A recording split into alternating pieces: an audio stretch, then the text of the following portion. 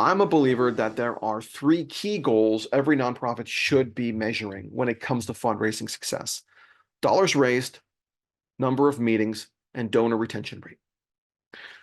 Dollars raised is the most straightforward, and it's probably doesn't require a lot of explanation, but just so we're all clear, you should be able to report out how much money you have raised at a given amount in time. Like our year-to-date dollars, versus our year-to-date budget. We wanted to raise $1 million, we've raised $2 million. How great are we? How happy are we? You should also be able to break down those dollars by, say, date or by program. Oh, how many donors gave to the food bank program versus the after school education program? How much money was received in January versus February? That is all database functionality. But at the core, the very heart, if you had to pick one thing, what was our goal? What's our goal to date? What's our fundraising? How much have we raised to date? That really shows the direct activity of or the direct result, rather, of our solicitation activities. The number of meetings. So this is I won't say controversial, but it's a little bit of an involved metric. When I was working with a fund development committee of a board, when I first started working with this board, the only metric they looked at was an accounting report of dollars raised, by category, by month, looking back the last month.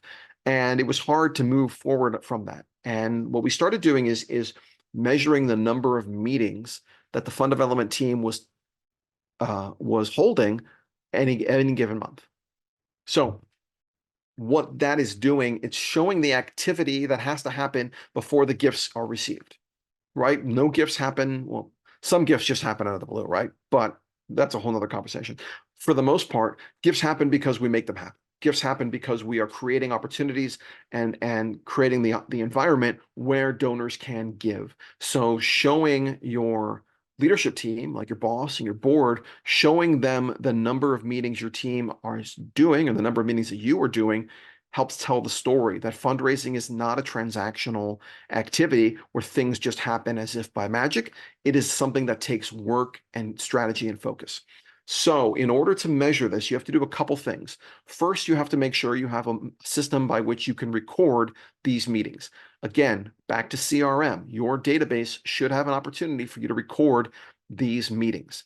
And you, or whoever is responsible for pulling this number, should know exactly how to do that, whether it's monthly or quarterly. Click a button and see by staff member how many meetings were successfully concluded. The second thing you need is a clear definition of what do we mean when we say meeting. And here's an example. I would use these two examples when I was telling my team how to think about this.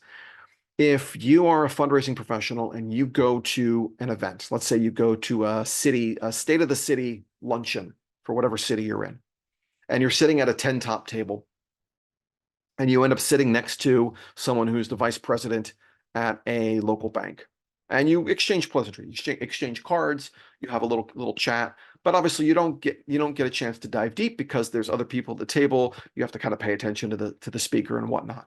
I wouldn't consider that a meeting. What I would consider is the fact that you call that VP the next day and say, "Hey, I really enjoyed meeting. Let's continue our conversation," and you have that one-on-one conversation. That's a meeting.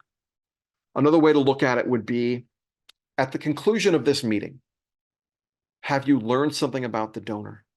Have you furthered or deepened the relationship they have with the organization? And does it rise to the level of, yeah, I've got to tell my boss about this?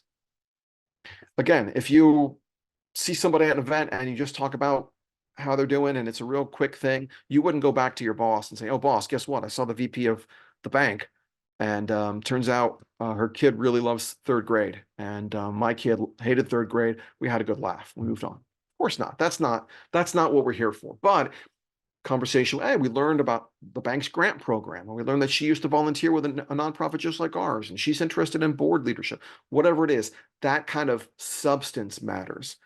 Also, I use the word meeting, but it can be face-to-face, it can be Zoom.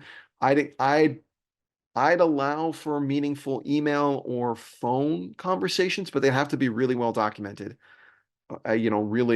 Really make the case that it's true, because you don't want someone being like, "Well, I got to hit my meeting number, so I'm going to send out 17 emails and count them.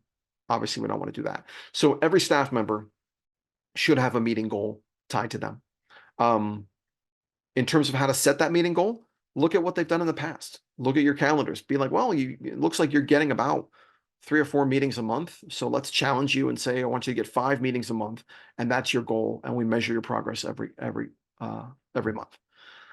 Finally, donor retention rate, again, very critical goal. It talks about how many donors are staying with you, how many give that second gift, give that third gift. A lot of CRMs will calculate this for you, which is awesome. It's probably something you should look at quarterly.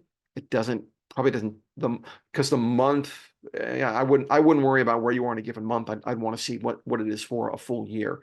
But everyone has a stake in that. And if your nonprofit is not retaining donors, it is a very serious problem, because it tells me that you're really good at getting people in the door, but you're bad at keeping them. You're bad at thanking them, at showing them their impact and engaging them again. And you're either not asking again or they're not interested, both of which are significant problems you need to dig into.